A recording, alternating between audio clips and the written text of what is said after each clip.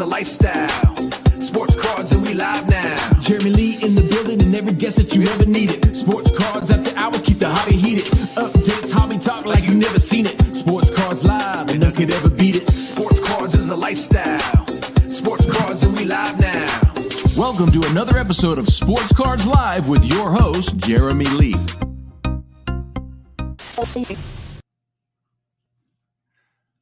All right, everybody, here we go. All right, there we go, everybody. Welcome to the January 28th, 2024 episode of the PWCC Hockey Weekly Extended Auction Watch Party. My name is Jeremy Lee. It is great to be back. Let's jump right in. Let's bring out my co-host, Mr. Josh Madigan. Josh, here we go again. How you doing? I'm awesome. How are you? Happy Sunday evening. I am good. Big football game going on right now. Detroit, San Francisco. Oh, and it looks like San Francisco just went up, just scored again. Going to be tough for Detroit to come back after that big lead after the first half. So that game's over in 3 minutes. Maybe we'll have some more people show up here after. Were you interested in tonight's or in today's football? Yeah, a little bit. Wanted to see if the Motor City Kitties could pull one off. And then after dinner, sat on the couch. A few minutes later, laid down and then fell asleep. So I kind of old manned it this evening. I was hoping that Detroit could pull through myself. I thought that would have been pretty cool to see. It's been so long that they've had any success.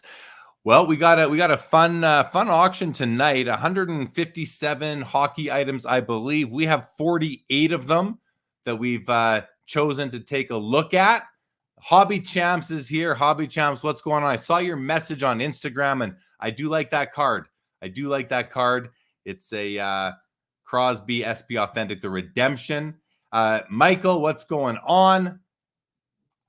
86 is here with us. Shannick, what's happening? Mike Double V, good to see you. Well, Josh, I think we should just jump right in and take a look at some of these cards. What do you think? Let's do it? Let's do it. All right. So a couple of vintage cards to start us off. 57 Topps Terry Sawchuk in a PSA 8 strong grade for 1957. This one does appear to be slightly off-centered to the right, maybe a little bit high. Yeah, it's off to the right. It's a little bit high, but I mean, those borders and corners are beautiful. Registration, surface, very nice. No, I'm not seeing any like fish eyes at all. I'm still really looking for it. I don't see anything like that. A very nice copy of the 57 Terry Sawchuk. The 64 Tallboy Gordie Howe. I love this card. And this one is, it's so easy to see when they are off-centered. And this one is off-centered to the left, slight clockwise tilt. And you know what I'm getting at by that? It's a narrower border up over here on the right than it is down there, and vice versa on the left-hand side. Corners look to be, in about the state of even better than a 4, I would say, maybe a 5. They don't look too bad. It's hard to see everything. Fisheye right here. It's hard to see, but it's right there. A couple small ones as well. Image of Gordie is great, though. I mean, I just love this card. And it's sitting. Oh no, I just shut down. I just shut down the main browser by mistake. Okay. Hold on a second, everybody. Hold on. I gotta bring that back up now. Okay, JP, what's happening, JP? Good to see you. Let me just get back in there. Studio, no football talk allowed. I'm down with that. We did it. We're done with it now. We did the football talk. We are now done with that. And Michael you also have that card with the still silhouetted. Oh, you have the silhouetted redemption card as well. That's pretty cool. Okay. I think we're back in business here. Let's see. Here we go. All right. We are back. So there's the Gordie. And then we have a 68 O-Pee-Chee Bobby Hull PSA 8. Now, I just want to show you guys something on this card. There's two things going on here. First, the card is in the PSA slab on a slant. Like, it is not straight.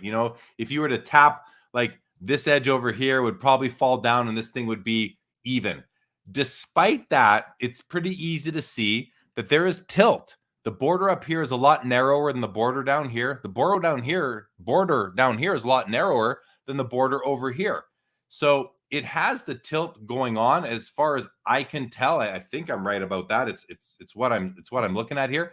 And I just listen, the corners and edges are beautiful, but for me, centering is important, but tilt is like a worse offense than just being off-centered, in my opinion, to my taste. I'm not saying that a PSA 8, that the near mint is overgraded. I don't know, but I'm just saying, if you're going to be looking at this card, you need to understand that there is some, what seems to me like very noticeable tilt on this card. So just make sure you're aware of that if that's a card you're looking for. And the 8 grade, I'm not sure, might be reasonable. To me, though, I would wait for a better centered copy. This issue, 68 O-Pee-Chee, really tough to find centered, and many copies have this tilt. So this might be a strong 8, relatively speaking, for all I can tell you right now. Josh, what do you think of these 3? Yeah, there are a couple interesting cards. The one thing I'm thinking about with the Terry Sawchuk, Jeremy, is do you like how PSA puts that his name was misspelled on the holder? No. Just like I don't either. Just like the Messier error that's uncorrected. I believe this to be an uncorrected error. So his name is misspelled. I don't know. This to me, Josh, when we're comparing it to the Messier rookie where it's got the wrong amount of assists or whatever it is. The Messier one is that he shoots right-handed. Yeah. So and it's on the back of the card.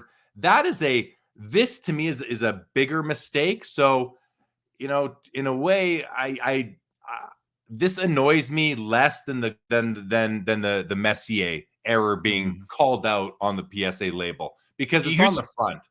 Yeah. What I don't like about it is that all the cards have that misspelling. So when you put it like that on the holder, to me, it creates maybe the perception that it was corrected and this is the misspelled version versus the spelled correctly version. So I almost wonder, like, if you're gonna put it on the holder, maybe denote that 100% of the cards had that error.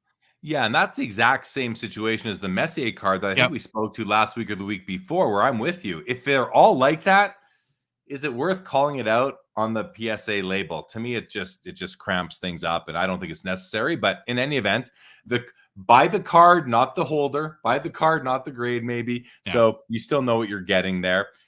Any thoughts on the Gordy or the Bobby Hull?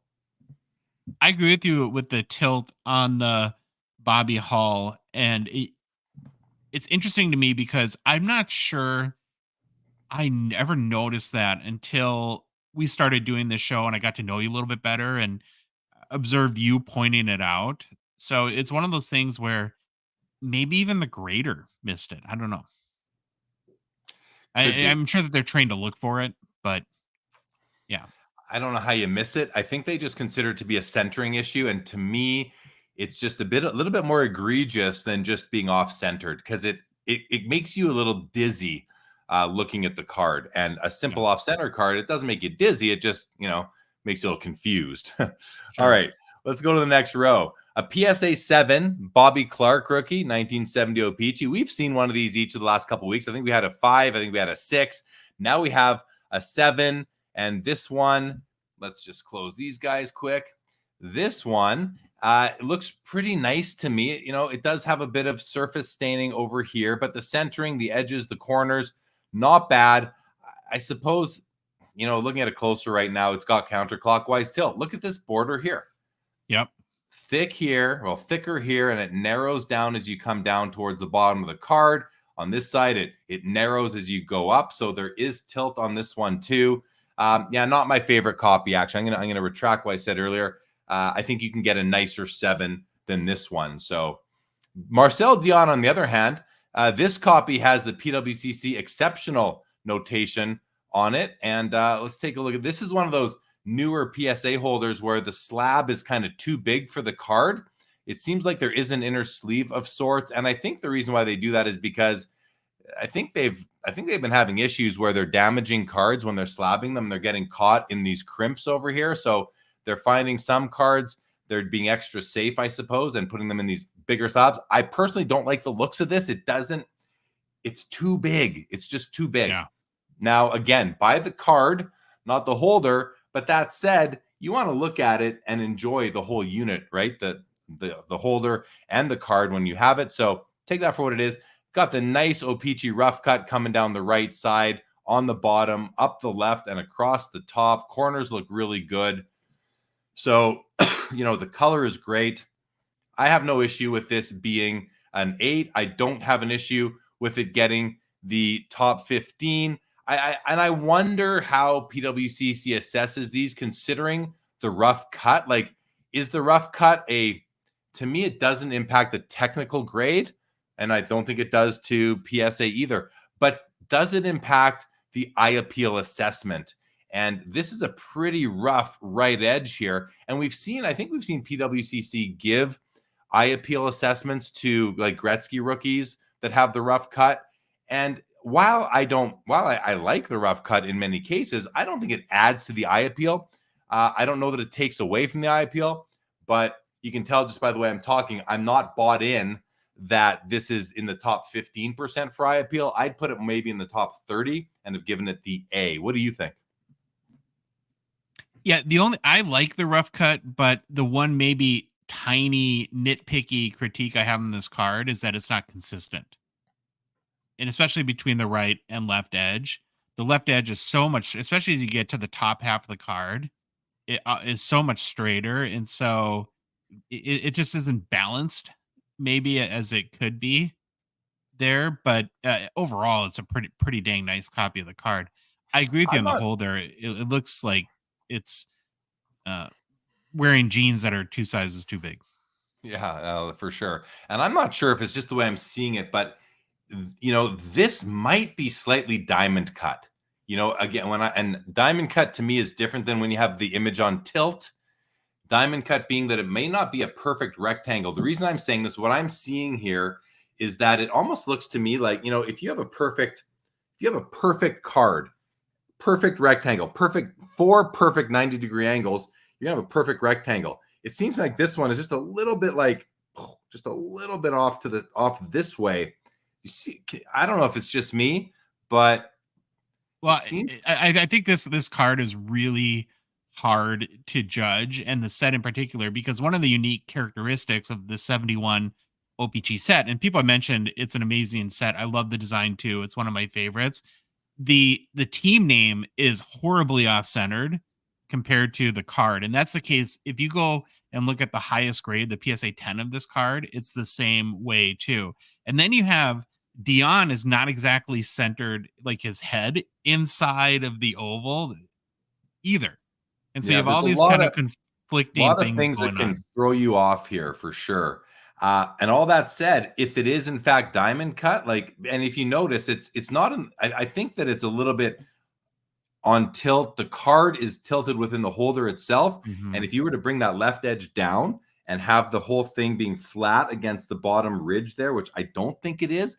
I think then you're going to see that the left corner is going to fall over. The top left corner is going to be more to the left than the bottom left corner, telling me that we don't have perfect 90-degree angle. So I'm not sure. That just might be my eyes playing tricks on me. It might be this image in particular, but just that's my observation. All right. It's 1976 O-Pee-Chee WHA unopened pack in a PSA 9 holder. And this one is sitting at a bid of $210. I love these things. I've got a copy of this myself.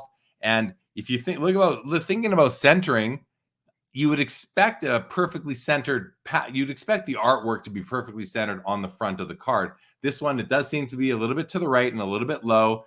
I don't know what the grading standards are for packs. I know it's going to have to do with, are there any holes at the corners? Has the gum inside poked any holes in the wax pack wrapper at all? In any event, still a really cool pack. It was 10 cents now, and today you can buy it for the bargain price of $210 plus the buyer's premium. Josh, how do you like the art on this card? Probably I don't know what that uniform is. Oh, it's awesome. I love the art. The one thing that I was sitting thinking about is, and I don't even know if this is a bad thing. I guess can't make up my mind.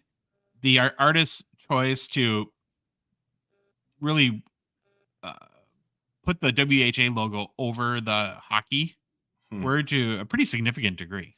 Yeah. But Yeah. the goalie image is amazing. I love that as well. Really cool unopened pack. And then following up with the 77 OPC WHA PSA 9. So you can pick off 2 of the 4 ever exclusive WHA packs, OPC wax packs tonight. This one's at 115. And we have a Topps PSA 6 Gretzky rookie. Let's have a look at this. Where'd it go? New computer, so they're putting the windows up in between things for me now. All right, here we go. This is off center to the right, but those corners and edges, except for the bottom right corner, are absolutely beautiful. Look at those, like the blue right to the edge. Registration is bang on pretty much.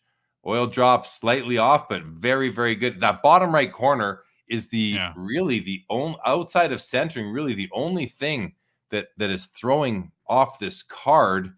And oftentimes on the Topps version, we see this. Do you see that little defect right there? That little slash through the black? On most Topps copies we've seen, this is much bigger, much more accentuated. So this is a really nice copy for a 6. Centering is obviously off to the right. Top to bottom looks great. Not a bad copy. Not a bad copy at all. Did it get eye appeal? It didn't because of centering, of course. I should have known that. $950 for this. And then we have a PSA 9 OPC Mike Gartner rookie card. Hall of Famer. Goal scoring machine. And, what's this sitting at right now? $130. Off center to the left. Edges and corners, though, look really nice. I think centering is the only thing keeping this from being graded higher. It's got the nice OPC rough cut at the top that does not offend at all. And so a nice enough PSA 9 Mike Gartner right there. Over to you, Josh. Yeah, another cool wax pack. The thing about the WHA set is you'd really have to look at like what cards are in there. But if you want just like kind of a cool representation of a vintage hockey pack, it's probably a pretty cheap way to go about it. The Topps Gretzky is a very nice card. If centering isn't one of your kind of big sticking points or trade-offs when looking at vintage card, and I would say the same thing about the Mike Gardner. The Mike Gardner is a really nice card. The centering almost seems more pronounced in the Gardner than the Gretzky, just because there's so much going on along the borders of the Gretzky that, sometimes, especially on the right side of it, sometimes you can get away, I think, from an eye appeal perspective with a little worse centering in that card. But all nice cards. All right, continuing on. Another pack, 83 OPC, probably the year of the 80s that has the weakest rookie class. I'd have to think it's 83 and maybe 87 that have the 2 weakest rookie classes. But 87 was a hot year for a while with Luc Robitaille and Adam Oates and Rick Tocchet, Ron Hextall. But 83, I'd have to give the nod to 87 over 83. But, like Josh said, if you want to get an unopened hockey wax pack from the 80s for really cheap, here you are, $50 right now for this copy of 83 in a PSA 7.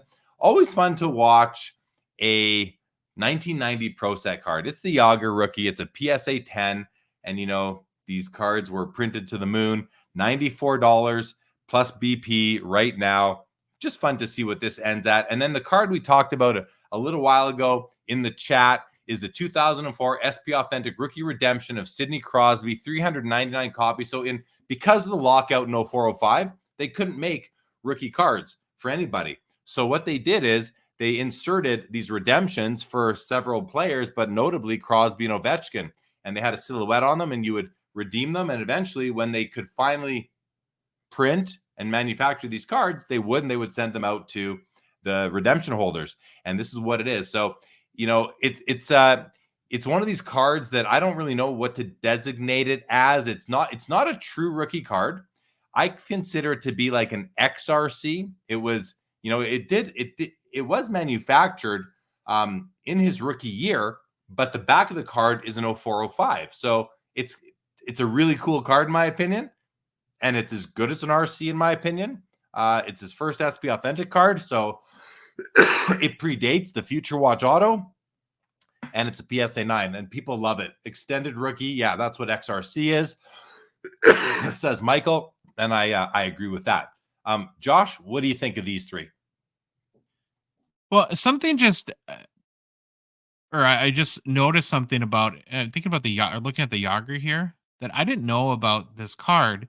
And as you were talking, I was trying to understand the difference. So maybe somebody in the chat can help us. So there's two versions of this card, and so this one is as you can see on the slab is a stat header line with stats.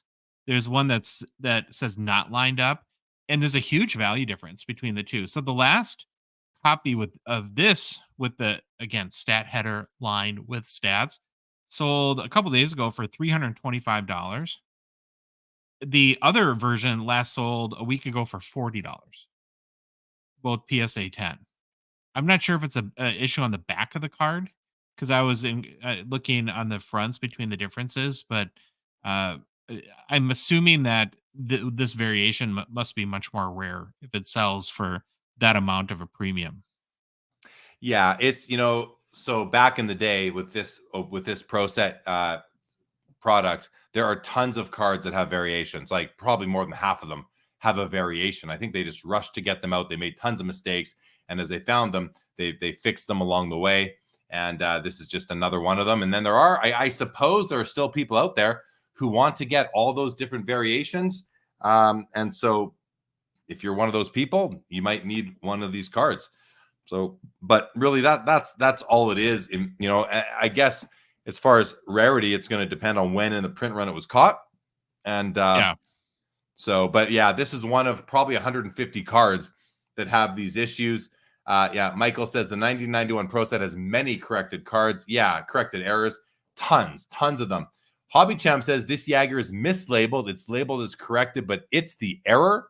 So there you go. I mean, even PSA, wow. if Hobby Champs is correct, even PSA doesn't notice it every time. Chris Perkins says it's the back stats. Yep. Hobby Champ says Yager has an error and it's corrected. The corrected is more rare. Right on.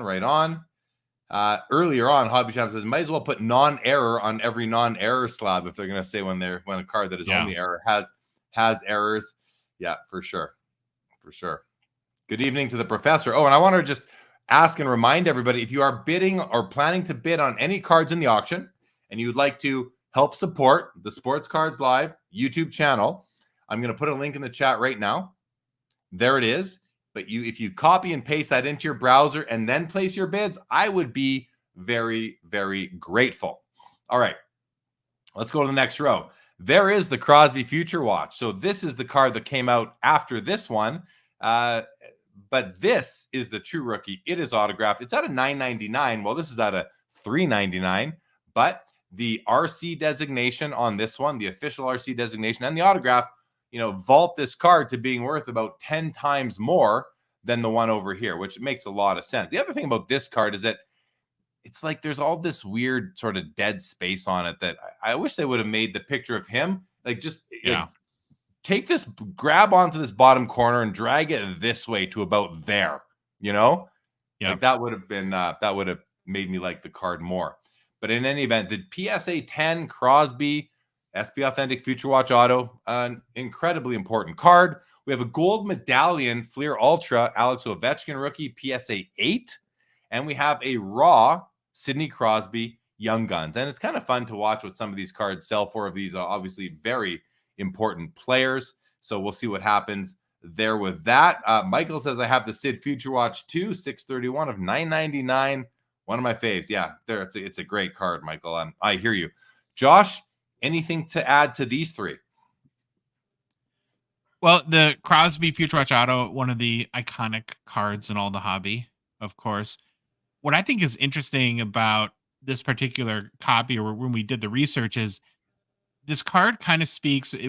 Now I'm going to talk about grading companies a little bit, which might be a little bit boring, more so on the card, but it speaks more to, at the time this came out, where PSA was in the pecking order, because the PSA 10 population count is 49.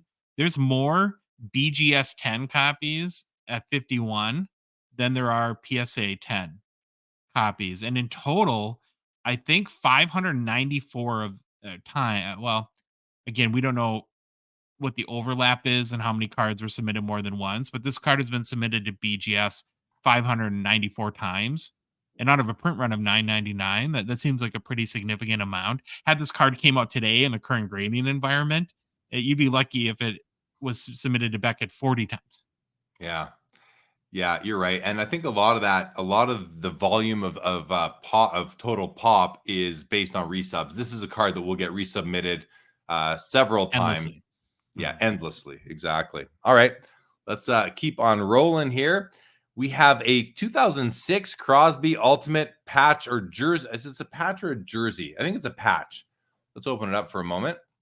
I believe it's a patch. Yeah, that's a patch. It's out of 15. The card is graded an 8. It's a one-color patch. There's the serial numbering right there, 5 of 15. It's got a little bit of chipping along the corners and edges, but, that doesn't bother me at all personally when I'm buying cards like this. The auto, however, this is an on-card auto, and you can see this thing is really starting. It's faded, and it's not the most attractive autograph. So, if this is a card you were thinking of bidding on, make sure you're taking a good look at this autograph and make sure that you're happy with that autograph as it sits right there. So we'll have a look. We'll put that one to the side now. Let's swing all the way over to the other end here. The 2007 Be a Player Alex Ovechkin signatures, PSA 8, pop of 8, 5 graded higher at $105. So not an expensive Ovechkin auto by any means. And it's a cool looking card. It is a sticker autograph. You can see the outline there of the sticker. But again, it's a nice, and actually a really nice Ovi auto right there. And then the 2006 Black Diamond Ruby out of 100. This is a base card parallel, and it's a PSA 9. These are pretty cool. They're, I think we talk so much about PMGs, and these aren't PMGs by any means, but they're kind of like, modeled after them in that, the red, the ruby is out of 100. There are other colors as well. And it's a pretty nice looking card, actually. So I think for an Ovechkin collector, it's a second-year card. People are going to be interested in picking up this card tonight. What do you think, Josh? Yeah, a few kind of neat cards there. What I like about having how you put the Ovechkin auto by the Crosby autos, and again, the Crosby auto is not the greatest copy of his auto, but for two guys that are compared all the time, boy, does Crosby have so much nicer of a signature than Ovi.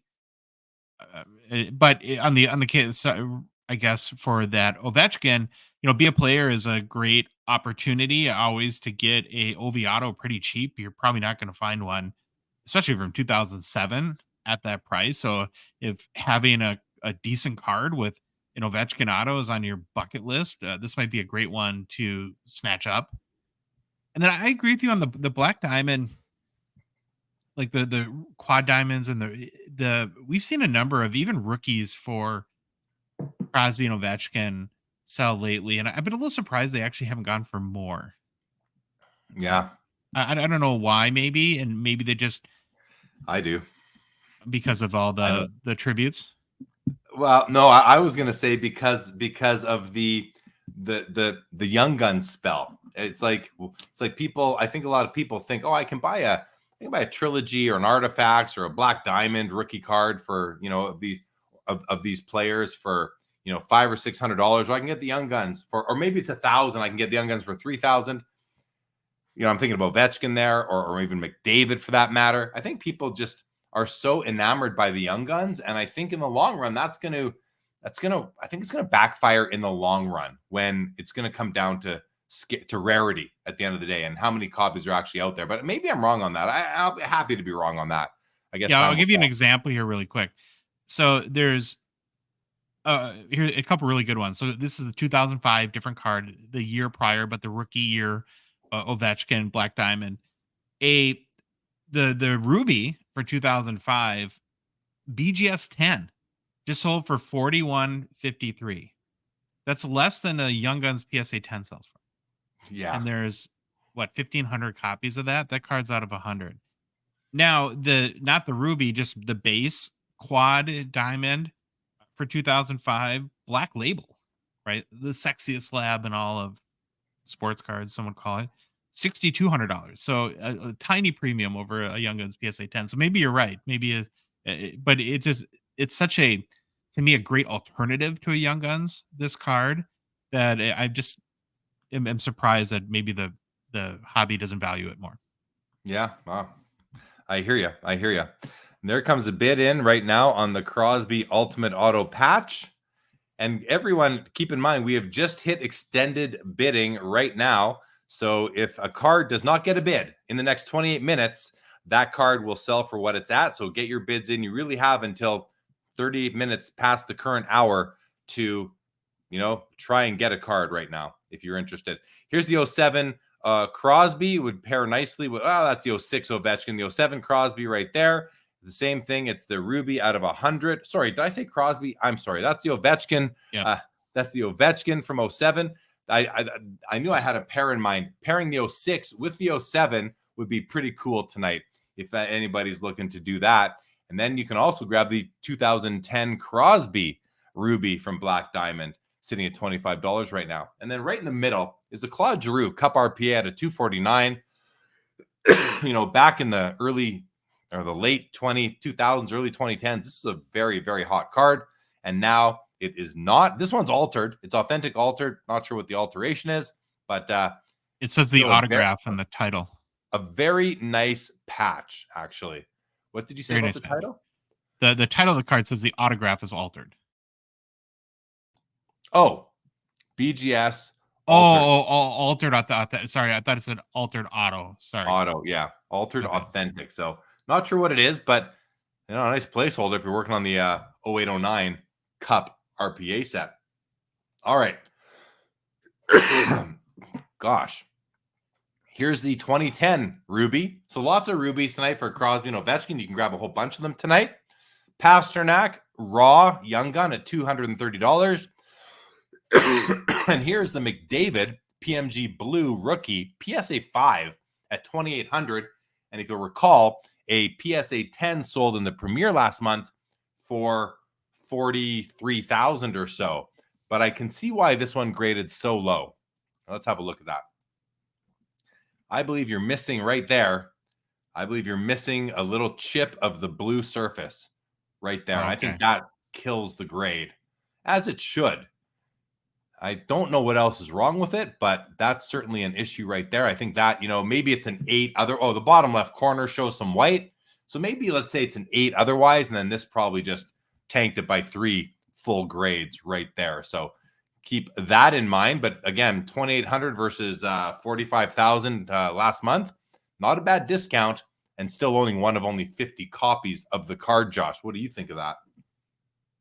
Yeah, to me, if you're like a color match person, that this is one of the better color matches ever. I just love the look and the eye appeal in this card. It's one of my favorite card, just pure like individual unique cards.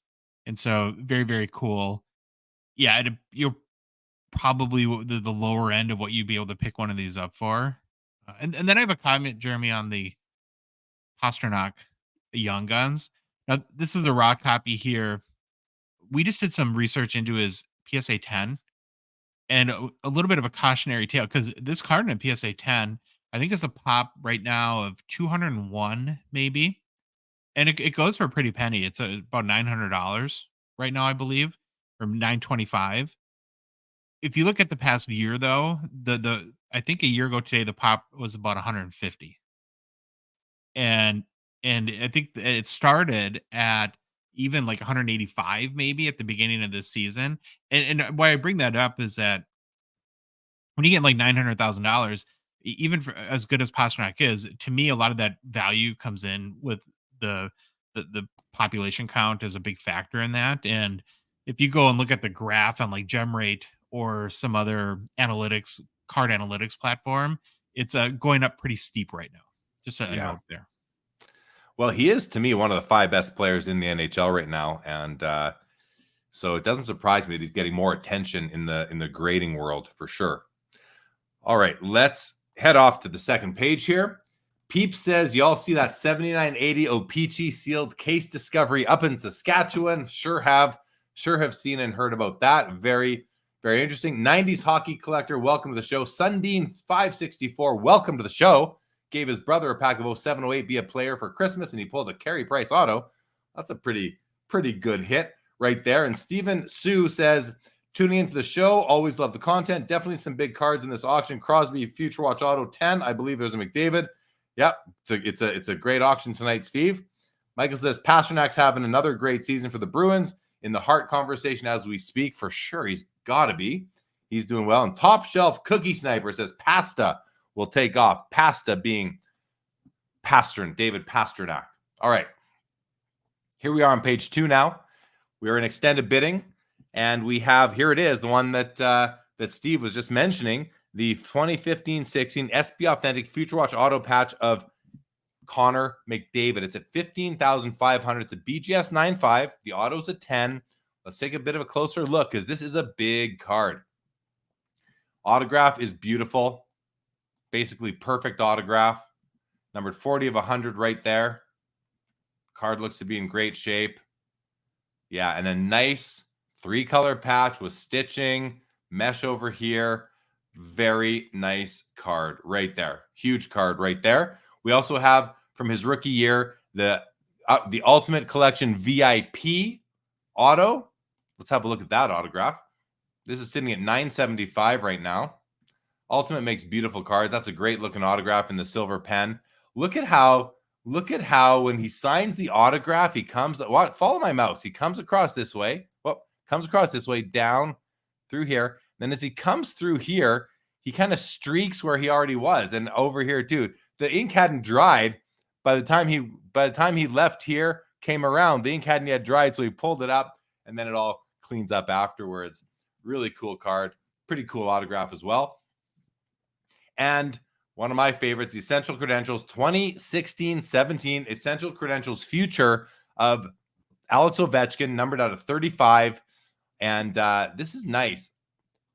We're able to see the background. This is acetate. It's like acetate sandwiched between 2 layers of cardboard, and it's got some mountains in the background. And it's numbered on the back. I love these. This one's out of 35. It's an SGC8. It's out of 140. Josh, I got to do some coughing, so over to you. Okay. Yeah, the McDavid Future Watch Auto Patch, or FWAP, as we like to call him on our show, is a huge card. To me, it's very much a borderline premier card. Now, one of the things that I had never noticed before and did for the first time with the signature is if you go back into the auto on that card, Jeremy, real quick, and you'll see this on just about every auto. Do you see kind of like the devil's tail he puts at the end of his autograph?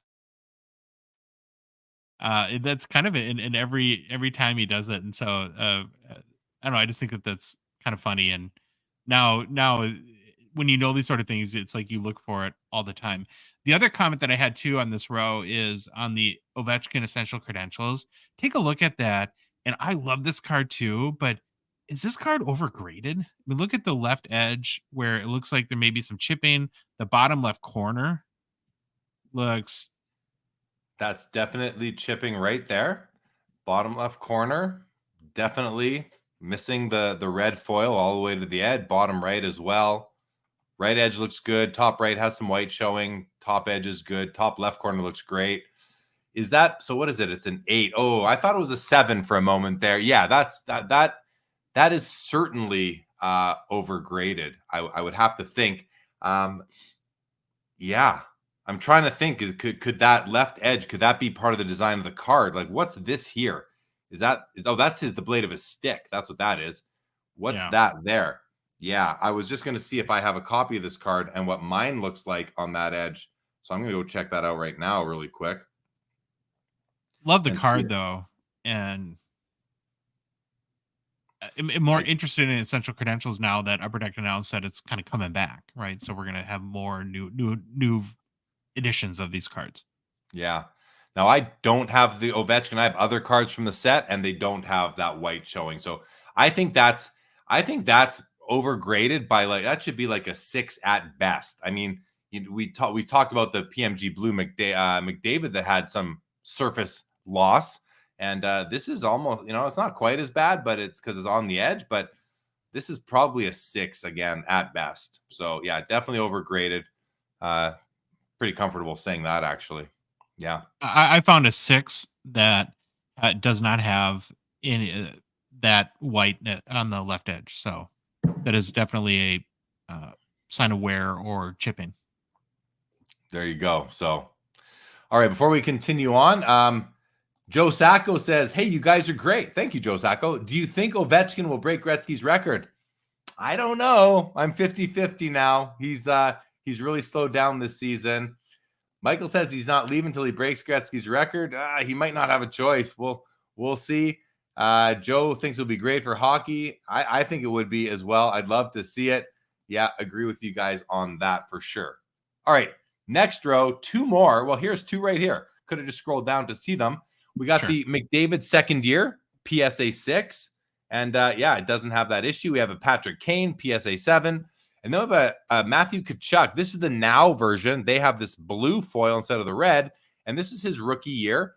It's not technically a rookie card, but it's a rookie year card, which to me is really cool. PSA 8 at $31 right now. And he's really catching heat in Florida in the second half of the season, which is kind of what he does. He shows up when it matters most, Matthew Tkachuk. I'm a big fan of him as a player. And, of course, both these guys I'm a fan of as players. McDavid is a pop 4, 5 graded higher. And the Patrick Kane is a pop 2 with 1 graded higher. Of course, he's hurt now as he's signed with the Detroit Red Wings. So, Josh, 3 more. Anything you want to add about these 3 cards? Yeah, I do. It's so hard to explain because I admit I, until recently, have not known a lot about essential credentials. To me, the fascinating thing is the numbering convention that they do between future and now. So I think there's 42 cards in this set. And so I think the now, like card 1 would have been a 101. So like in the case of Kachuk, it's got to be card 34. And then it's the inverse. So as you can see, like I know McDavid was card number 1. So then in the future, card number 1 is out of 42 and card number 42 is out of 1. You're on mute, Jeremy. You're on mute.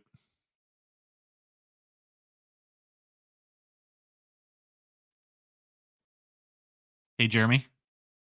You're on mute. Thank you. It's the way they've been doing it for a long time on essential credentials, and they take the checklist, they run it down once, and then they just reverse it and they run it the other way. And it's a really cool way of doing it. That's the way they've always done it, except in 08 in the EX set in 2008, where they didn't do it that way. They had like 100 cards on the checklist or something like that, and they just ran them in that same opposite direction too. So if you were card number 87 in one side, you were card number 13 on the other. The complement to 100. Cool cards for sure. I'm just a big fan. What I find interesting here is that if you look at the Ovechkin, you can see. Let's just open this up for a second. Then we'll open up one of these for a moment. I think this is. What this is telling me is the way that PWCC scans these. You can see the detail in the acetate here on the Ovechkin, but on the Patrick Kane you cannot. And I wonder if it's because the SGC slab has this built-in black background, so PWCC figures they don't need to black out the background, whereas they do black out the background on this one, which hides the detail on this card. So if you're only looking at this card, you don't really know what you're getting unless you know what you're getting. Same thing goes with the McDavid, right? You don't see what's going on in the background, but I can assure you, and I'll just show you guys my copy because I just have it on a picture here. So that's what the McDavid actually looks like. See, you've got that mountain in the background, right? But on your screen right now, you wouldn't know that. And look how much cooler that looks than what PWCC is showing you. So if anyone at PWCC is watching or listening right now, I would urge you to, when you're photographing these 2016 essential credentials, and I know it's just a small detail, but if you can, try not to black out the background when they're even in these PSA holders, because you're hiding one of the key features of the card from the potential buyers. So I'd like to see that kind of fixed moving forward. Well, I'd assume that these were a lot better in hand. I've never seen one of these in person. Anyways, that maybe this is not a card that scans or takes great photos, but it sounds like you've seen them a bunch of times in hand, so maybe you could corroborate that. I've owned dozens of them, so yeah, I've definitely seen them in hand. Yeah, I've had them in hand. Yeah, I love them. I think they're super cool. And this is like this year of 2016 also has the Austin Matthews and the Mitch Marner rookie years in them as well. It's just a really cool year. And they are condition sensitive too. So for to the degree that it just you can get some condition scarcity there as well. All right, Austin. Speaking of Austin Matthews, here's his Young Guns in a BGS 9.5. It's a True Gem Plus. You got 10 on surface, which is kind of my favorite place to get a 10. Sitting at 525. 2017, the Cup signature material, Alex Ovechkin. Beautiful card here. The autograph is nice and bright blue. Look at that. Nice 3-color patch. Nice and symmetrical. 14 of 25. That's a short print for a signature materials card. BGS 9, so it's mint condition. Corners of the weak spot right there. Autograph grades out of 10. I just think it's a nice card. Sitting at a price right now of $725. Pop 3, none higher for what that's worth. So really nice card. Signature materials used to be called signature patches back in the first several years of the Cup, and then they changed the name to signature materials. I think because maybe they started using material other than patches is the only reason I could think why they would change that. I'm not a huge fan of that change, but if they had to for technical reasons, then I can't argue with it. And finally, 2018, Elias Pettersson, Young Gun, PSA 10, and this guy is he's the real deal. I think it just took him a few years after his rookie year, like 5, to put on some weight, and now he is a force to be reckoned with. And but you know what, $150, pretty low for his talent. But it might be that he's a Vancouver Canuck, and not a lot of people are collecting Canucks players. What do you think of that, Josh? Yeah, I don't know. We'll see where it goes. Again, it's a pretty high pop count. He's having an amazing year.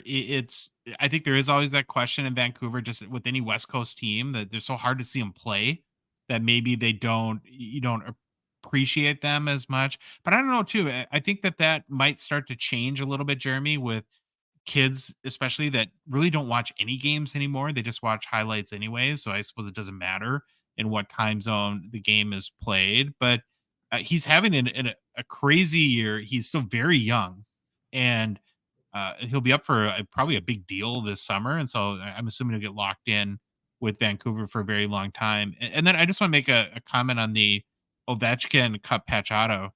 Just a really nice looking card. Like if you don't have a 6-figure budget for a rookie patch auto from the Cup, but you want to have a nice Ovechkin piece in your collection that's reasonably affordable, and it's just a great design card in my opinion. Yeah, I agree. I think it just presents beautifully. I want to just really recognize that we are also streaming to Instagram tonight, so we have people watching over there. And Brendan Ryan made the comment saying, "I've never seen a card chip that way." I don't know if Brendan's talking about the McDavid or the Ovechkin here, because that you've seen before, but you haven't seen what we saw on the McDavid, the blue PMG, which is not on the screen right now. But I want to welcome everybody who is watching and who has. It's been a bit of a revolving door over on Instagram, but welcome everybody who is there. Thank you for tuning in. All right. Oh, some comments have come in here. Yeah, Michael says, love those EX 2017s, even the green basers. Yeah, I just completed my green base set of those in my binder. I thought those are pretty cool. Yeah, don't have to be sorry about that. They are definitely pretty cool. Okay, let's continue. We have the Jack Hughes Retro Future Watch Auto out of $399, and this is a PSA 10 card, 10 grade on the auto. We've talked about this, Josh, how this is going to sell for less than the current than the non-retro card, the actual rookie card from the set, and it's going to be out of $999. So this has a 60% fewer print run, and you're going to be able to buy it for probably half the price of the rookie, but you have to accept that you're going to be using a recycled design. This is actually the design from 08-09, the Stamkos rookie year. What do you want to add on that, Josh? I think you just said it perfectly. It's a great opportunity to own I think a really cool Jack Hughes rookie auto, a pretty low print run. You're going to get the discount because it is the tribute over the base Future Watch auto. So it's not going to have probably the value upside that card does, but you're going to be into it for significantly less. So $3,000 right now is the going rate for a base Future Watch auto PSA 10 out of $9.99. And this is much cheaper. So yeah, a great alternative. If you kind of want to value shop, I wouldn't have an issue with that one over the other one. They're both rookie year cards as well, and this one's rarer. Like that's got to mean something. Here's his PSA 10 Young Gun sitting at $280. His is at $280, and Pettersson up here is at $150. I don't know the pop differential. I got to think Jack Hughes is higher than Pettersson. Hey, you know this better than me. Yeah, I love Jack Hughes. I'm a huge fan. I do not like this card. The pop right now is 4,600, and it has a gem rate of 75%. So when you look at like it's when I say I don't like it, I mean, if you're going to collect Jack Hughes, you're going to PC him, and it's an important card to have in the collection. Totally get that. It's actually a very nice looking card. It's a very nice looking Young Guns. My thing is buy it cheap. Make sure the card is so ready. You could buy one every minute of every day if you wanted to in a PSA 10 holder. So just be patient, get the right deal on it, because I don't think it's a card that will be worth $3,000 someday. There's just way, way too many of them. Way too many. Yeah, I agree. But 280's not No, it's not bad. No, not bad at all. We've had a lot new people join us. So welcome everybody. And if you are planning to bid on any cards tonight, I'm going to put my affiliate link in the chat again right now. And I kindly ask you to copy and paste it into your browser and then go bidding from there. That'd be awesome. And again, as I said earlier, I'd be very grateful for that. Here's a 2019 Upper Deck Allure Quartz Connor McDavid autograph. It's in raw state. It's at $350. Let's just take a peek at this one. Sticker autograph, as you can see. It's a die cut. Is it a die cut card? Yeah, it's a die cut card. It's actually a pretty nice looking card. Allure is a very shiny product. Josh, how do you like the Allure Quartz cards? I think it's a cool card. I don't know if it's a significant insert, what I would call that, but it's a really nice looking auto, and it's a nice looking card. It's very well balanced. The design is great. I'm a big fan of like chromium finish and for the foil kind of coloring in a card. So yeah, I really like this one. Yeah, I think it's a nice looking card too. But I think you're right. It's not an insert of significance, at least not at this point in time. Will it get there one day? Maybe, probably not, in all honesty, but maybe. I guess you never know. You never know if the right type of people take an interest in it and start blasting it all over their social media. Larry's Classic makes a really, really interesting and I think somewhat of an on-point comment. And he's talking back about this Jack Hughes card here. He says, it's strange how retro PMGs will sell for more than the base PMGs, but not the SP Authentic Future Watch autos. And I'd never made that metaphor before, but Larry does. And I think it's an astute one. And it just goes to show that the hobby is not always, I'm going to use the word rational. I think maybe that fit. The hobby is not always rational, but the hobby is also based on like emotion and what people just like. So it's not meant to be rational in some of these cases, but I think the word strange is appropriate. It is kind of strange. It kind of makes you wonder, well, why are and I guess the retro PMGs are, they're an homage to the original PMGs from like 97 basketball and football, which are very cool. But I mean, these are an homage to the original Future Watch autos. That's pretty cool too. Josh? I totally agree. And I was hoping that we would get to that because I was looking at the comment and had the same thought you did. What a great thought and a great point. And to me, it's just in the long list of, I would love to find somebody in the first day of their hobby and take all these things that inconsistencies like this. And you could really confuse somebody about how you could have a rookie auto out of 25 that's worth significantly less than a Future Watch auto out of $9.99, and it would make zero sense to you on the first day of the hobby. Now, the more time that's gone on and the more that I learn all these idiosyncrasies that exist within hockey, the more I kind of like it. And it just makes it kind of magical and weird and nonsensical. And it's just part of the, the magic nature of the hockey hobby, I guess. Yeah. Michael says the hobby is not always consistent. No, of course not. And it's part of the nuance of the hobby where like you said, you'd like to tell someone new, here's how it works, right? Like keep your eyes on this. But there are things that just don't work in the logical order you would think that they would. If you were to come in, it's kind of like the English language, how like, why is there a K at the beginning of the word knife? Like, it just, a lot of these things don't make sense to people when they first see it, whether it's the English language or the sports card language. And that's just the way it is. So, all right, guys, extended bidding, the first level here, 3.5 minutes, all these cards with orange countdowns. And let's just scroll through. They need bids. Only the Ovechkin's going to the next window so far. These 3 are going.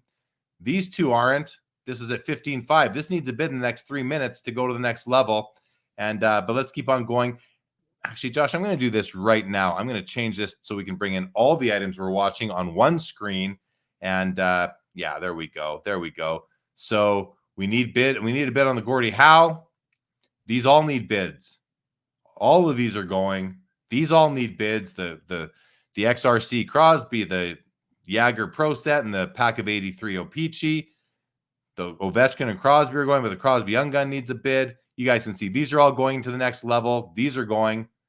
The 2 on the end are going, but the Pasternak isn't, not yet. This is bid up to 2,900 now on the PSA 5 PMG Blue. McDavid. All right. So let's go to where we left off, which was this row here. I love this set. The 2019 Exquisite Collection, Patrick Kane. This is a tribute to the 2003 Exquisite basketball patches. And what a beautiful card. Nice 3-color patch. Beautiful autograph. Card grades a PSA 8. That autograph is easily a 10. I think it's beautiful. $210. The 2019 Stature Jack Hughes autograph rookie. 199 copies made. It's a pop 6. $330 right now. These are very, very nice cards. Listen, these are very Stature's a very popular set, Josh, as you probably know. It's gained in popularity. I'm not a huge fan of the design. I love the look and feel of them. I like some of the inserts. The design, it's almost too, like, I'm not as classy as that. Like, look how classy this card is, guys. Look at this thing. Like, I can't walk into that restaurant. I stand out like a sore thumb. Look how pretty that thing is. Take it for what it is. Do you know what steampunk is? Yeah. It kind of, I've always thought that Stature gives off a little bit of a steampunk because it's got like the very modern printing technology, but that old school, like almost like Old West classic design to it. Bit of a steampunk vibe there. I see what you're talking about. So does this card have it too, though. A bit with the tread and all that, right? This is the 2020 Metal Universe Connor McDavid. This is not the retro. This is the base that we were talking about before that gets less love. And it's evidenced here by $155 for BGS 9 Connor McDavid. Pop 3, none graded higher. Card is numbered out of 100. I don't dislike this card, really. And I know that because I was talking to Billy, who built this set. And a year before it came out, he said to me, we can save a lot of money if we don't make this part red. If we just make this the same as the base card, and we only make the red foil where you see the tread. I said, Billy, you can't do that. You have to make the whole background red. Thankfully, they did. I'll pat myself on the back for that. And because of that, I like the card even a little bit more. I feel like I had something to do with it because you got to spend the money and make it all red. It was just a more expensive detail for them, I guess. But pretty cool card overall. And unless you have something to add on these, Josh, anything else, I'm going to go to a couple comments. Yeah, the real quick thing to add on the 2020 PMGs, I just don't love the fact that they had the base retro and then the all-star PMGs that year too. It's the all-star that was the problem, and it's kind of the too many PMG issue that we've talked about before, and I think is an issue going forward. So I'm a big fan of the 2020 Metal Universe set. I wish they would not have made the all-star PMGs. I would like to underline and emphasize and exclamation mark that comment. I hate that they did that. I hated that. It was just too much, and it just it just diluted this particular design got diluted by that, in my opinion. But they did it, and they needed the hits, I suppose. JP says the hobby's kind of like arguing with your significant other. Sometimes logic just doesn't have its place. That's right. No comment. Cards AH says, once I realized you can't rationalize an irrational hobby, it made life a lot easier. Right? Let's just accept it, guys. I love both great comments, both of you guys. Boston Swayman, welcome, says, another example, Future Watch Gold out of 99. So tough to hit and boxes expensive, worth nothing in SPA compared to Future Watch Auto out of $9.99. But exclusive Young Guns out of 100 worth a ton more than regular Young Guns. It's another good call out right there. And Larry says the PSA 9 on McDavid 2020 PMG is also pop 3, none higher. Thank you for that. Okay. Oh, and there's a bid on it right now to 160. And guys, we've had cards sell now, so we'll see what they are. We only have 9 more to run through here. So let's do that. Connor McDavid Jambalaya. Look at that. PSA $84 for a Jambalaya, Josh. $84. Mind-blowing. Even in PSA 8. And that's just for, is that the achievement? It's the achievement. You were about to call that out. It's the achievement. So that's why. We have the Draisaitl Metal Universe Platinum Portraits. Really cool card. For PSA 8, sitting at $46. Very cheap for a card that's probably a print run of no more than 50. And then the Kirill Kaprizov SB Authentic Future Watch Auto Patch. The Spaff Wap, as you said, you call it the Flap. I call it the Spaff Wap for the anyway. BGS 8.5 sold for $930, and it's a 2-color patch, and it's 8.5. So that tells me that Kaprizov is he's on a bit on the rebound right now, I feel like. Okay, next up, Austin. Unless you had anything to say on these, Josh. Sorry. Yeah, I do. I just have a question for you. Bigger mistake: 2020 Metal Universe Jambalaya Achievement Cards or PMG All Stars? All Stars. Yeah. All Stars. Yeah, because. Yeah, this is at least a nice looking card. Like the All-Stars with those plain, he's like, I don't know. Oh, and a bid just came in on Draisaitl up to $62 now. So here we have a 2021 Metal Universe Big Man on Ice. This is the gold version out of 96, which I think is really cool. Pop 2, none graded higher. It's a PSA 9. And you might have noticed I've had this card ladder tab open. It's all because of this card. I just wanted to show everybody what this is based on. This card, and you have to, it's another sort of thing with the background. This is die cut. So all this black is actually just clear. Like the card is die cut around these letters, and it's maybe harder to see, but it's also the card's also on a big tilt inside the holder. The holder is just much too big for the card. But I want to show you guys, this is called Metal Universe Big Man on Ice, and it is a tribute to this 96-97 Z-Force Big Man on Court. There were several players, including the Michael Jordan. This is what is. Now, notice this card is a lot wider. They cut the originals. It's a wider card, whereas this is a lot narrower. I don't know why Upper Deck made this so narrow. I don't think they were trying to save money on paper. I don't think. But if this was wider and like more of the same size as the basketball version from 96, boy, oh boy, would I be a much bigger fan of these. Cool cards nonetheless. And then we have 2 more platinum portraits, the Cole Caulfield and the Cale Makar. Makar's at 220. It's a 10. And look, guys, 2 of the young studs in the NHL right now, both PSA 10 platinum portraits. Really nice cards. Josh? I just can't believe how, and I'm so happy I get to use this word because it's one of my favorite, how Kitty Wampus, the Big Man on Ice, is in that holder. It's ridiculous. How, and boy, I'd be trying anything I could do to kind of sort that out. It is a cool card. It also reminds me a tiny bit about of kind of Noise Boys. It has a little bit of that different look and feel, of course, but kind of the same vibe to it. And one of the things I think about a lot, Jeremy, is there will be at some point 15 years from now cards today that are like $1 or $2 that end up being a big deal. And I've looked at this card a few times and been like, is this one of those 15 years from now that like, and it would be the numbered, the gold parallel like this, that people that people would go crazy over. I don't know. Maybe not, but. Well, hey, it just sold for 30. Oh yeah. It just sold for 37, which is not a lot. It's not $1 or $2, but it's not that far off. And the whole scheme of things, with what we've seen prices be in the last several years. Okay, and then the final three, which have all been sold, was the Austin Matthews did $234. This really nice Artifacts Tundra Teammates quad patch here did $86. And then we didn't get to this, but this is a Martin Brodeur Leaf Ultimate card, the Ultimate X signature. And I just thought for a unlicensed card, I just wanted to give a little bit of, where'd it go? A little bit of credit to Leaf on the design of this, because this is really nice. Like, you can see there is some airbrushing going on to get rid of the Devils logo there, but it's not as obvious as if he was, square facing the camera when this image was taken. Pop 4 3-color patches. I just like the card. It's been sold already for $113 right there. So let's go back all the way to the top now, Josh, and we are going to run through the cards that have been sold. There's 3.5 minutes left. So I'm going to try and get this done in the next 3.5 minutes, go through the cards that have sold. We'll do comments, and then we'll resort, and we'll see what's left, okay? So let's get to that right now. The Sawchuk PSA 8 did $750, and as I said at the top of the show, I love that card. Congratulations to the owner. The Bobby Hull PSA 8 68 O-Pee-Chee sells for $240. I'm glad it didn't sell for much more than that because of what I think is some severe tilt there. Also sold these three. The Bobby Clark PSA 7, not the strongest 7, did $348.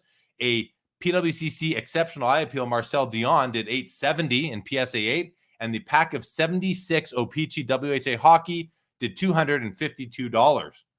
These three have sold. The 77 O-Pee-Chee WHA pack, PSA 9 did $150.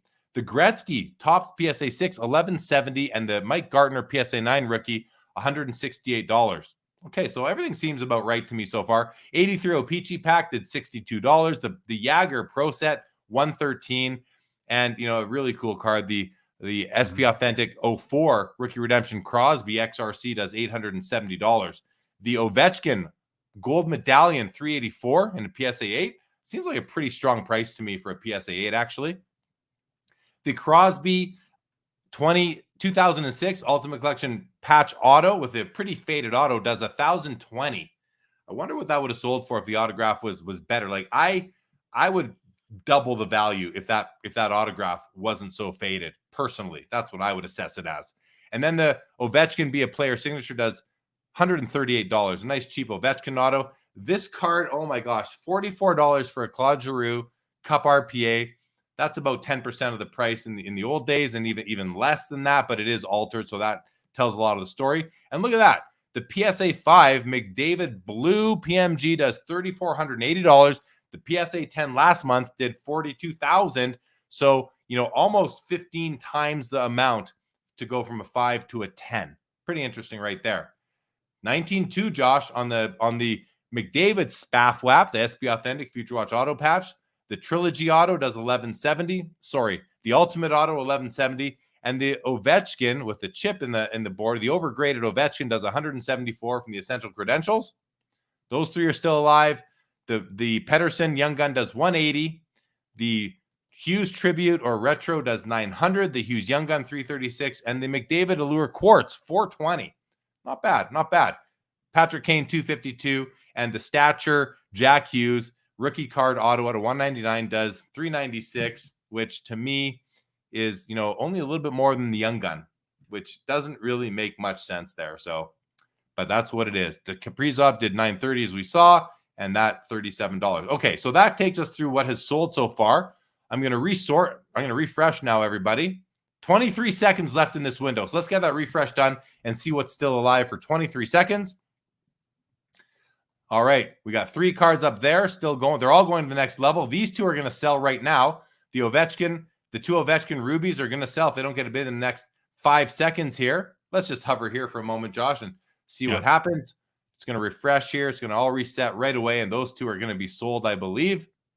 They have now sold. We have a bunch that are still going. The Ovechkin Signature Materials has sold for $990. That's the only other one that has sold so far. Yeah, that's it. We only had 1 card sell in the 5-minute window that ended at 40 minutes after the hour. Oh, and these 2 as well. $56 for the 07 and $132 for the 06. It's also a PSA 8 versus a PSA 9 for the Ovechkin rubies. All right, we're going to do another refresh. Can I make a quick comment on the McDavid Future Watch Auto patch that sold for, I think it was 19,200, I believe. Yeah. So that is the second highest price paid for this card. The top price was in the PWCC Premier peak pandemic, April 2022, where a BGS 9 sold for 22,800. The second highest sale was actually another BGS 9.510 that it sold for 17,000 in June of 2021. So pretty strong price. I think very deservedly so. It's a very important card, a huge card, and the condition is pretty awesome. So yeah, no, I think that price makes a lot of sense for where we are right now in the marketplace.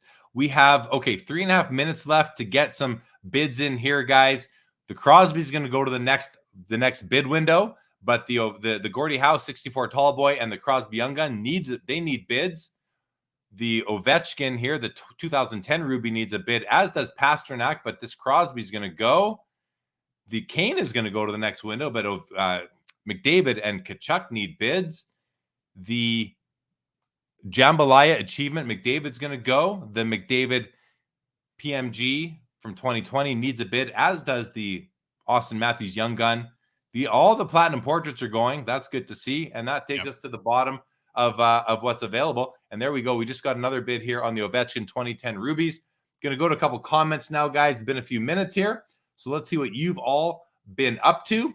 Zach Swisher says, Jeremy, lots of good discussion last night. Yeah, had a great episode last night with Stephen Abendondolo of Filth Bomb Breaks, and we had a good conversation on breaking. Thank you, Zach.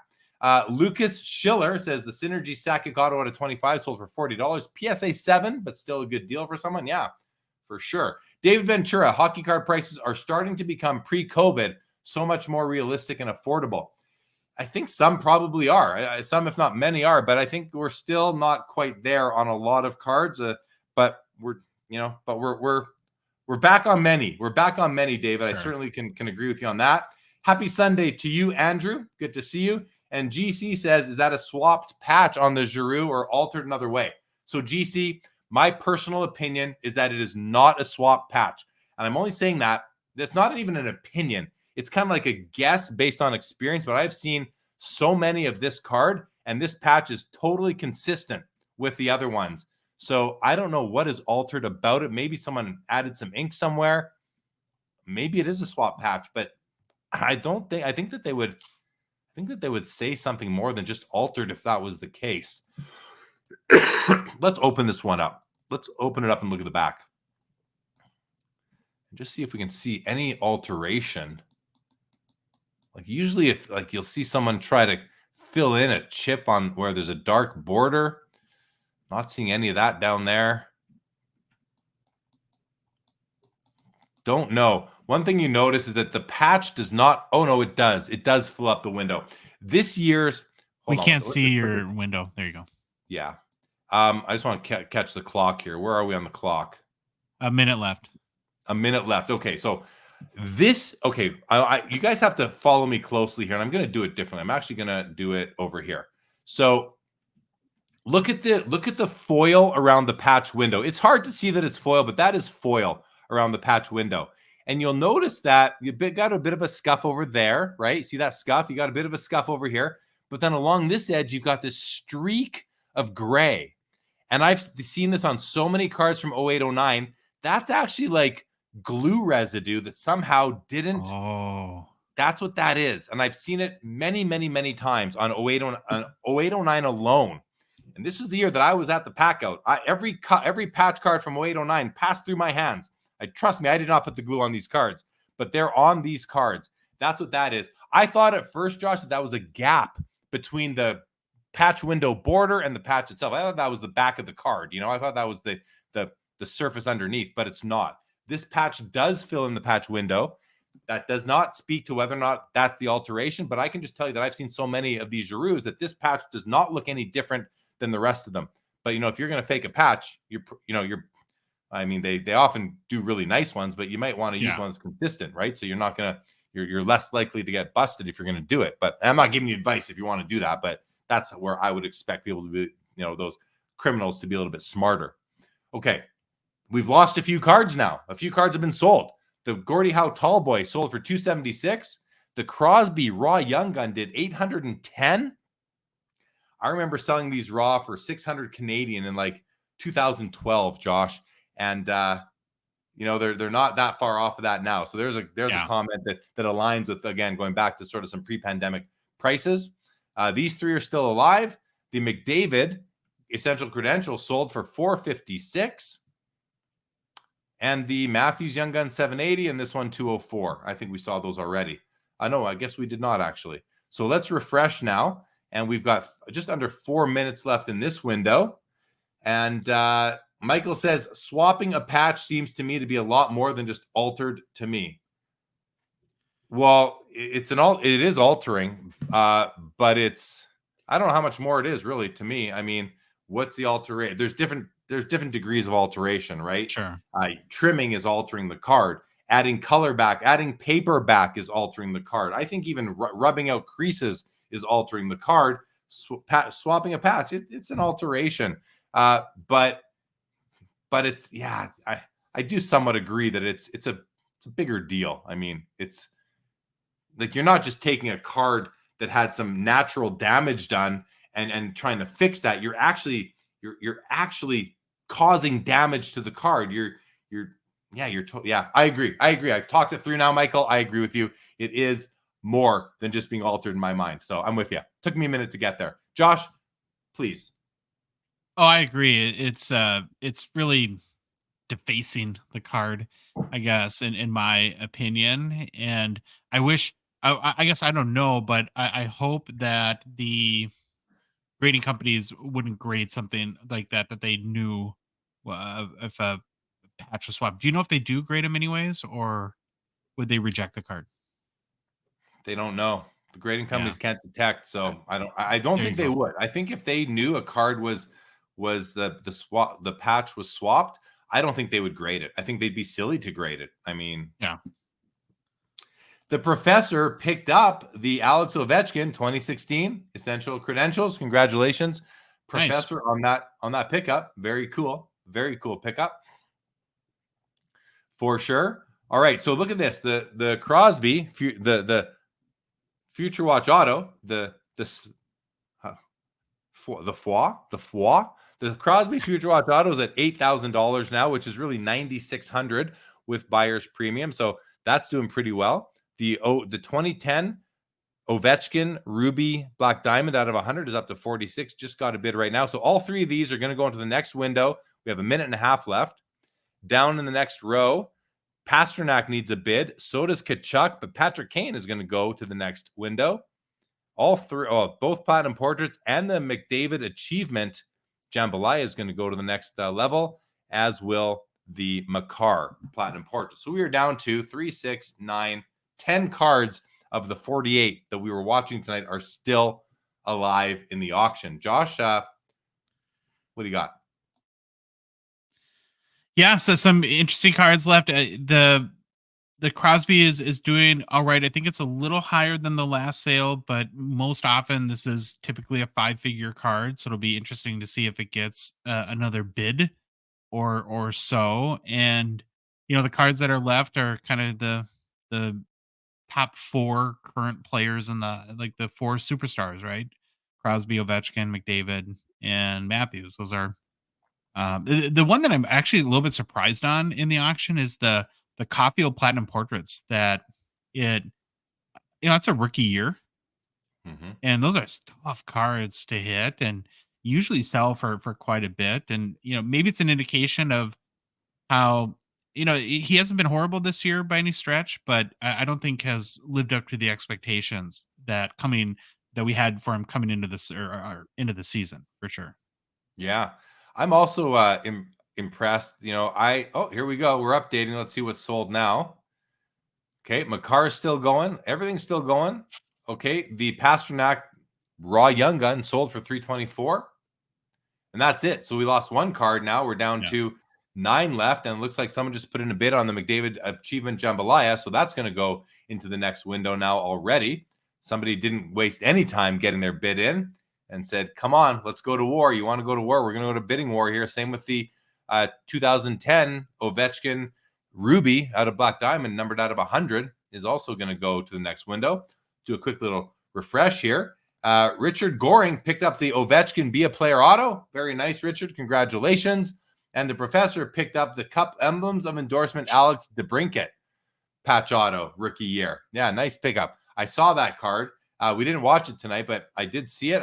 I like to see that, Professor does this anyway. It's not new, but I like that you're looking at cards in the auction, not just ones that we are watching. We watched 48 tonight out of 157. So about a third of the auction tonight that we were focused in on. And another bid comes in on the Crosby Ruby out of 100 from 2010. So again, an opportunity to pick up the pair, both key players of the era. They're a pair of nice cards of theirs, Yeah. The rubies from 2010 Black Diamond. That's pretty cool. We had on Instagram, Psycho Bob said that was my brodeur, happy with the sale, and he's talking about this card right here, I believe. Happy with the sale, 112. Good for Psycho Bob on Instagram. Always nice when you sell a card and you're happy with what you get for it, for sure. You made the point earlier about that card, about the brodeur. And the one thing I would mention about that is I totally agree with you. When it comes to unlicensed cards, it's finding the position of the photo and the player that doesn't have the front of their jersey front and center where you'd expect to see the logo or the patch of the team where then it's distracting and it looks off. So I agree that that's a really nicely designed unlicensed card. Yeah. And just to go back to it one more time, just to show everybody what Josh is talking about, because, Leaf does not have a license, but Leaf does make some nice cards. And this, when I was scrolling through, I had to take a double take there, Josh, and see, was that an Upper Deck card? Because it looked somewhat like an Upper Deck card. And, I realized no, but I had to do double take. I wasn't sure. I thought maybe, but no, it isn't. It's a Leaf Ultimate card. And, I just think that this was designed really well. They did nice job with the patches as well. It's darker foil. Lots of this is the black parallel. So there's lots of different parallels with Leaf cards, but that one was pretty nice. I thought, like the design overall. Okay, 2 minutes left in this window, and right now Crosby at $8,000. He needs a bid in the next minute and a half or so. So does Tkachuk and Patrick Kane. They need bids, as do Caulfield and Draisaitl. And that's it. We're down to 9 cards. The Professor says, use the PWCC affiliation link. Hope it works for SCL. Professor, I have to say, big thank you for using that and letting me know. I'll just tell you guys, I've never been, in almost 4 years of, being on YouTube and doing content, I've never, I don't want to say never. I think I maybe had one affiliate link once for socks, but I'm not a big fan of affiliate links.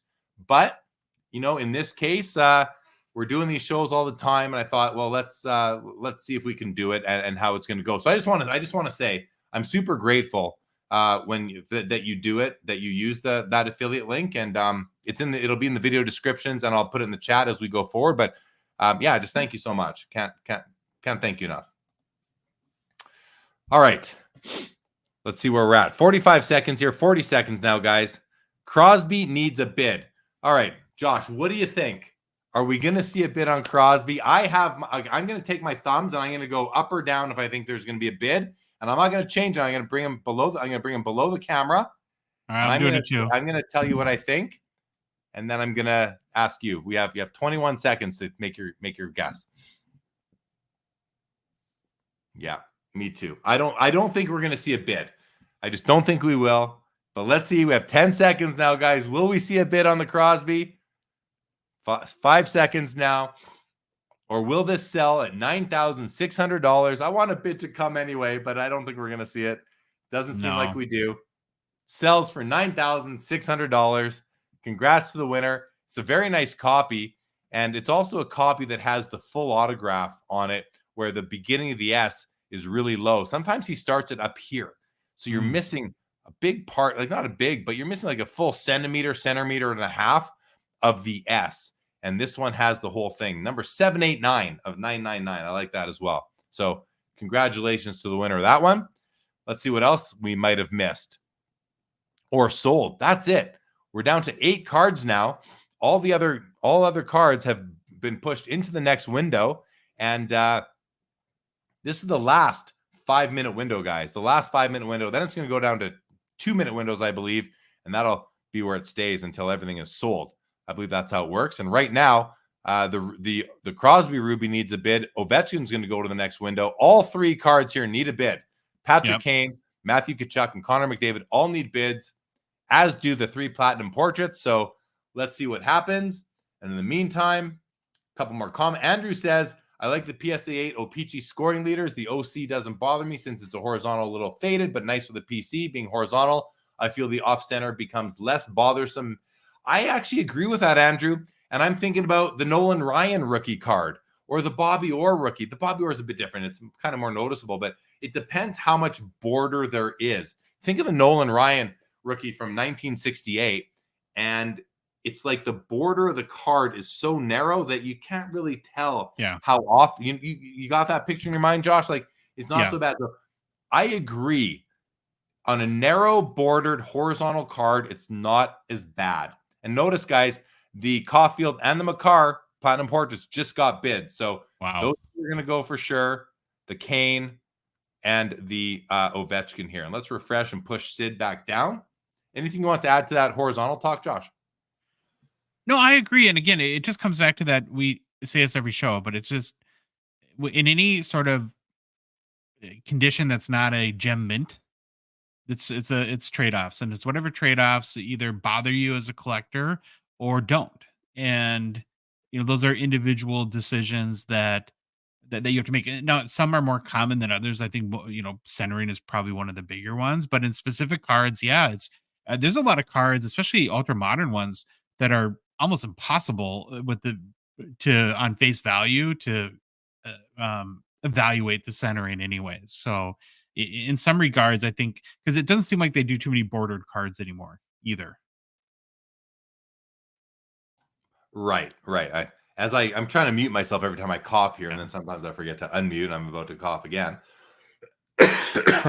But I think, Andrew, I want to say thanks for the comment, because that's something I don't think we've ever talked about. I've never talked about that in over 1,000 hours of content that I've got out there. I've never talked about that. So thank you for something new right there. Jack Bennett says, won some beauties from my Americans PC, Patty Kane Exquisite and DeBrincat Premier, my new favorite place to buy cards.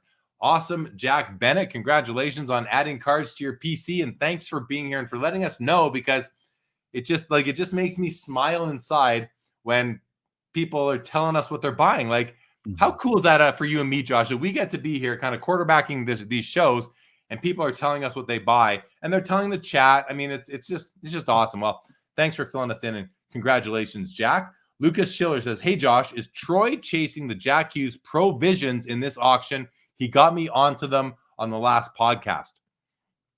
I don't know. I'll find out in a little bit. He was asking me questions about extended bidding earlier today, so maybe he doesn't want me giving that away. But so Provisions is a insert in credentials that kind of has a little bit of a Fanimation meets downtown sort of like vibe from a design perspective.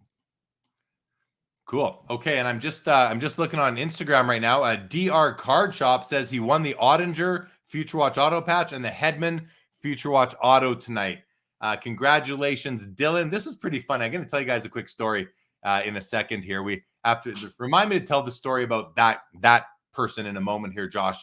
Andrew says exactly with Kuzman. You mean Kuzman, not Cosman, but yes, you're on the right card there.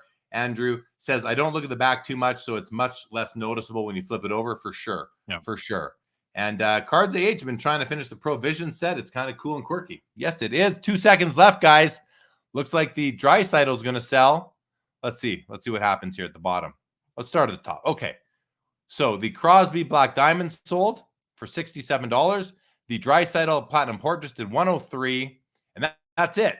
Let's hit refresh. That just happened yesterday. So I'm surfing, Instagram as I'm going through story posts on Instagram as I do, many times a day.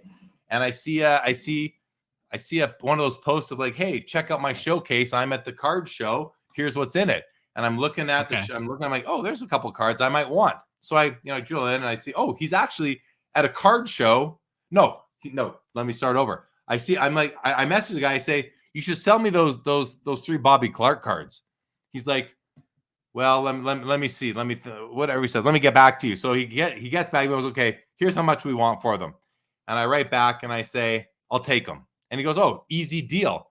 And I'm like, well, yeah. Do you want to ship them to me? I'm thinking maybe meet you in Toronto. You'll give them to me there. Or do you want to ship them to me? He's like, I'll ship them to you on Monday. He goes, I'm in Calgary for work. I'll be home on the weekend. And then I'll be back here next week. So I'll ship them to you when I go home on the weekend. I'm like, you're in Calgary? I'm in Calgary. He goes, oh, well, I'm at the New Horizon Mall show. Like, oh, really? I've never been to that show. It's the second time. Yeah. So my daughter comes to me. I drive up, like it's half an hour drive. I drive to the show and I pick up the cards in person after finding them on Instagram 2 hours earlier and get the deal done in person, that's awesome. A coincidence, right? That the 3 cards I see on the guy's story post, and he has them with him in Calgary at a card show. And I just had to hop in the car and go get them. So that was pretty fun. Love it. Yeah.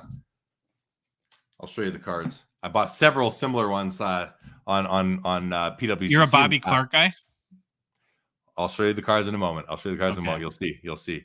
The McDavid Jambalaya Achievement sold for $174, and we're down to 5 cards now. And bids are coming in, though. 57. This is the 1 minute window, guys. 1 minute window. So this is going to go fast. Michael says, old school collecting card shows. Yeah, well, I went there, took my daughter, got her ice cream, and she was nice. One booth gave her a Pokemon card, another booth gave her a pack of Marvel cards. But here's what I went to pick up, you guys. Bobby Clark. I collect the Cup base patch parallels out of 10. This is the 0607. It's a one color, but you beggars can't be choosers. Look at that here. We also had the 0708 and the 0910, the 1-2 color. But at least the 0708 is the orange patch, which is nice.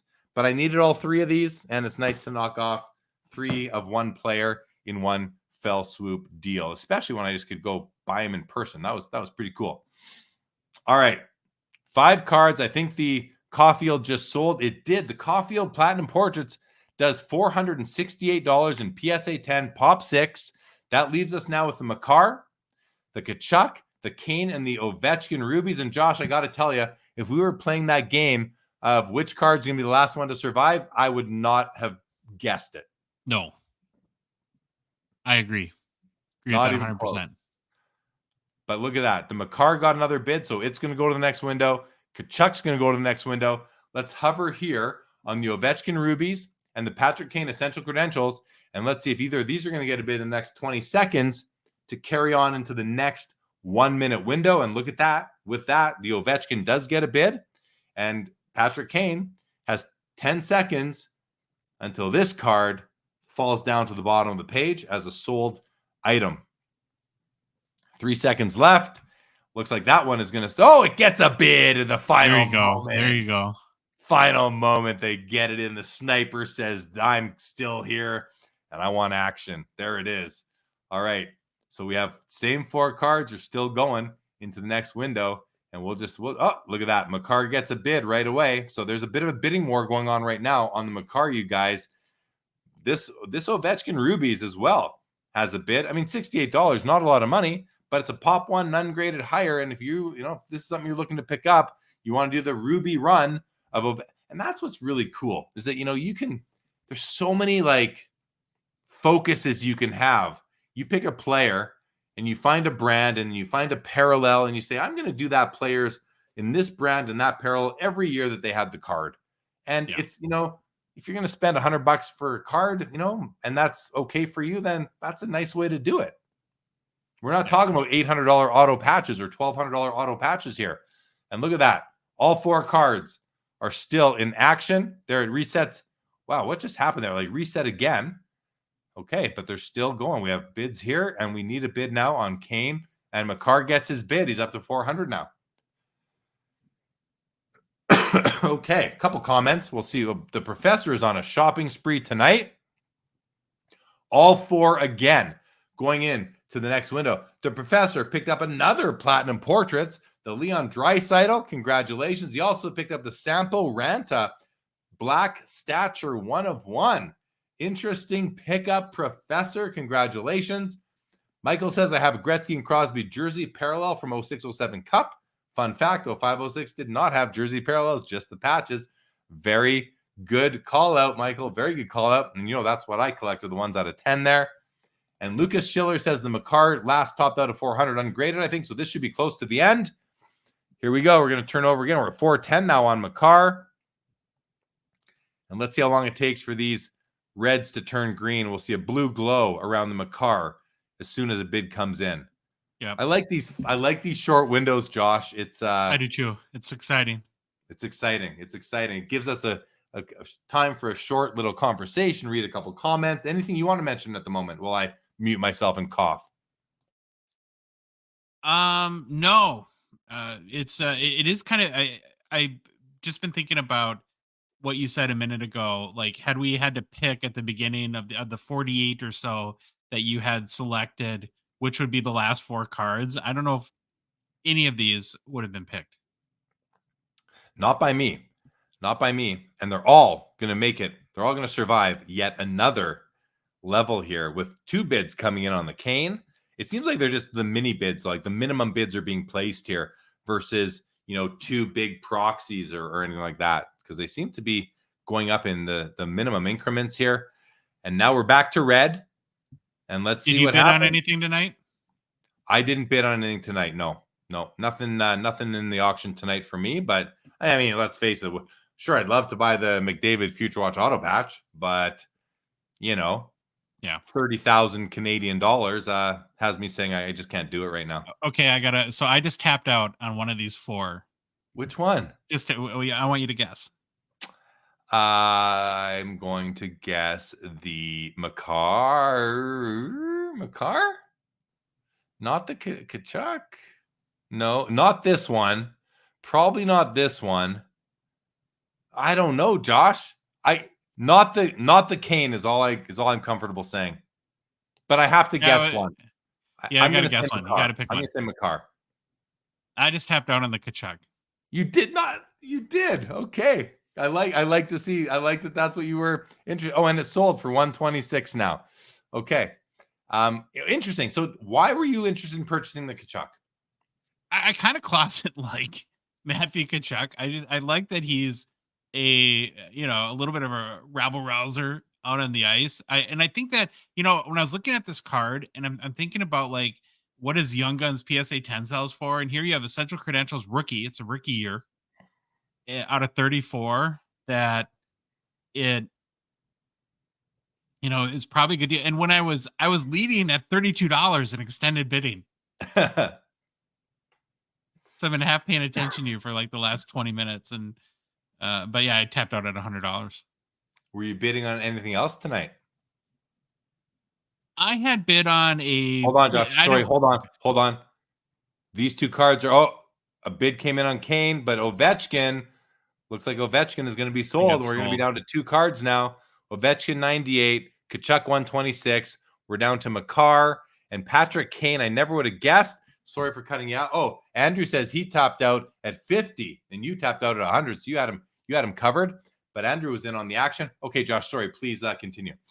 There is a 2021 raw Draisaitl jambalaya that I bid on, but it got above comps even before extended bidding began, and so I was out at that point.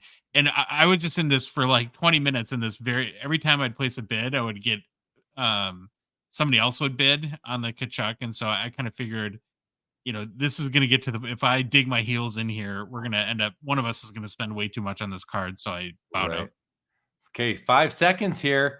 The Kane might be done. The bidder comes into the finals moments. Let's see. Looks like the Kane is done.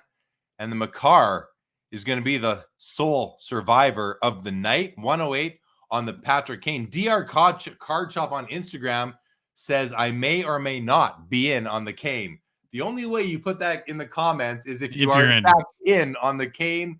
Dylan, did you buy the Kane? Inquiring minds. Did you buy the Kane with my money that I gave you yesterday, Dylan? That's what I want to know. I hope you did. That'd be a lot of fun. And no, I did not see what the Adam Fox Cup RPA finished at. He was trying to get that one as well. All right. Oh, Larry tapped out on the Makar. Larry is out on the Makar now, but he was in for a while. 15 seconds. You know what? That might be the end of the Makar. If there were two guys in on it and Larry was one, he just told us he tapped out. This might be the end right now, everybody. 5 seconds. This might be it. Makar might be done. Looks like he's done. Does not go green. No, that's it. Makar sells for $588. Larry was keeping it alive for a while. Good effort, Larry. Sorry you didn't get to take it home, but congratulations on the effort. Congratulations on the good effort. All right, so let's do this now, guys. I'm going to switch out of my favorites. And, Lucas Schiller also says tapped out on the Makar 200, but Josh, tell Troy that he scooped the PSA 9 Hughes Pro Vision card. So pumped. Congratulations, Lucas Schiller, on that. Very cool. Very cool. So let's do this. Let's sort now by highest price. And let's just look at the top, 10 or so that we were watching. And let's do the whole auction and see what else there was, Josh. The McDavid, 19.2. The Crosby, 9.6. And the McDavid here, $3.5 thousand. $1,170 on Gretzky, $1,170 on the McDavid auto. That's a rookie auto. And the Crosby auto patch does $1,020. The Ovechkin signature materials, $990. The Kaprizov SB Authentic Future Watch auto patch, $930. And the Jack Hughes retro Future Watch auto does $900. Now I'm going to click into all items. And this will just be hockey because we already have hockey checked off. And let's see if anything else snuck into the top 10 that we weren't watching. We're watching all these, all of those. We'll keep on going. We were watching all these cards. The Tim Horton 64 tops tall boy sneaks in at 360. That's the first one that we weren't. Everything else. Oh, there's the Adam Fox did 360. Wonder if DR Card Shop won that for 360. And now, there's the Robertson Future Watch Auto 312, and so on and so forth. So there we have it, guys. That's tonight's auction. Couple comments, Josh, coming in on Instagram right now. Let's just have a look at those quick. DR says, I did not get the cane. I'm keeping your money for it in a special pile. Jeremy Lee money pile never to be spent. That's awesome, Dylan. Very funny. Good stuff. Good stuff. All right, Josh, what do you think? Final thoughts on tonight's auction and the show? Another interesting week. There's been a lot of variety lately where, we'll go through periods where very heavy vintage and kind of not a lot going on in the auction, more on the modern or ultra modern. But these last 2-3 weeks now, some really interesting, more ultra modern cards that we don't typically see. And so I've had a lot of fun just getting to learn more about these cards. Right on. Andrew says, I was eyeballing that Tim Horton. It's nice. It is nice. Let's do it quickly, guys. Here's a preview of next week's auction. So I'm just going to scroll through, maybe call out a few of them. Big Gretzky card right there. Nice Gretzky Lemieux dual scripted swatch. These are out of 5 in that year. That's a pretty big. That was a big card back in the day. Still should be. Nice Lemieux scripted swatch. Some 24 Pattersons right there. Not the 23s. That's a second-year Patterson. Pretty cool. Waugh auto there. Ovechkin rookie year auto. Early sign of the times Gretzky. Look at that dual auto of Ovechkin and Malkin from 2007 O-Pee-Chee Premier. Now, a pair of Crosby Supreme sticks out of 12. Those are cool. Not sure about these Spectrum cards. I don't know much about them. I know they were for redemption and stuff. And like the first 50 people to complete the set would get the special set. So they're pretty cool. These are cards that could be sleepers down the road. I don't know. Yeah. They could be ones that you were talking, like you were thinking before when you think like cards today that'll be in the dollar bin later. Those could be dollar cards today that are not in the dollar bin later. That's a nice looking all-time great Lemieux auto right there. Really pretty card. Another Spectrum Draisaitl. Lots of spec. That's an on-card auto of Wayne Gretzky there. PSA DNA certified auto. Another Spectrum. Fleury Lake Tahoe net card. Oh, is that Draisaitl? That's Draisaitl. Yeah. There's a Provisions. There's a Provisions for Lucas next week. the Austin Matthews. So there you go, guys. This is the preview for next week's PWCC hockey auction. Oh, there's a Patrick Kane green PMG from 2021. I'll let you guys check out the rest yourself. But all right, well, thank you to the chat for being here. Thanks to anybody who bid on cards and did use the affiliate link that I put in the chat. Greatly appreciate that. I'll be doing that again in future auctions. So thank you for that. Thanks to Josh, as always, for providing great color commentary, additional knowledge and education for everybody. Final words to you, Josh. No, hope everyone has a great week. And yeah, it was another fun night. It is. It's Sunday night, guys. Have a great week ahead. We'll see you again soon. And with that, this episode of the PWCC Weekly Hockey Auction Ending Watch Party is over.